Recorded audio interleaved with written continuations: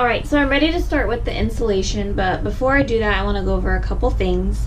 There's some things I wanted to do before insulation, like these nailing strips, and then I also wanted to do the bed frame because I thought it would get in the way if insulation was there. But after kind of reviewing everything and kind of getting started on all of them, I realized the insulation would be much better to do first. The only exception would be the panels that are going to be right in here. I will wait to put those in until the bed frame is done because that will interfere with the bed.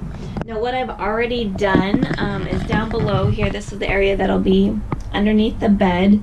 I've already filled the back of these, you can see that more so on this side, with that Great Stuff foam. Covered the wheel wells, and then these here I've already put together will be shelves, and I'll show that in a later video because I'm going to be putting them up along here so you can see how I did that. So what I'm going to use for the big panel areas is polyiso foam. It's also, I think it's called Armax is the other name for it. So these are going to go in the big areas, and all the other like nooks and crannies I've taken off these panels. I'm going to try my best to fill those with the Great Stuff foam and see how that goes. Alright, so this is the Armax foam that I'm going to use to insulate the walls. I wasn't able to find it at any hardware store, but I did contact an insulation company and they were able to provide me with 2-inch thick pieces, which should work out perfectly. What I plan to do is similar to the floors, is just make some measurements, cut it out with a blade, and then I'm sure I'll have to do some kind of little refinement cuts around the corners, but it should be a pretty easy process. So let's see.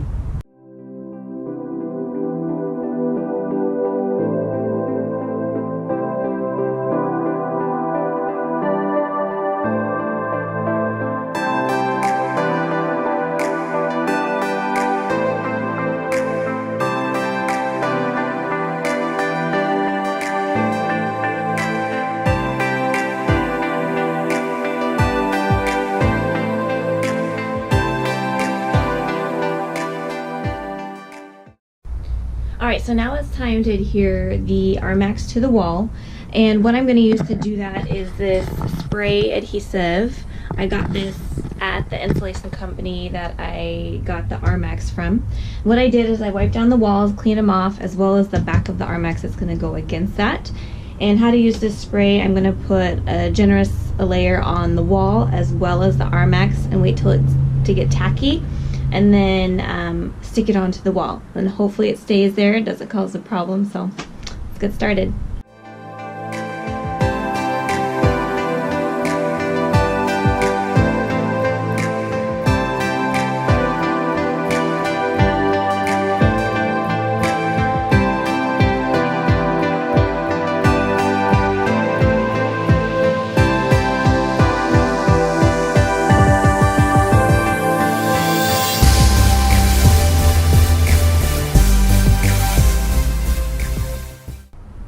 Alright, so I'm done placing the Armax pieces onto the walls, and last night I did go through and put a little bit of the Great Stuff foam around the corners, but I'm not finished with that, so I'll complete that today.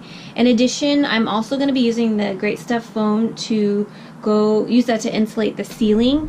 I'm not going to do the whole ceiling quite yet, just because there's some areas I'm going to be cutting some holes to install some things, so I want to wait until that's done before I insulate the rest of it. So let's get started.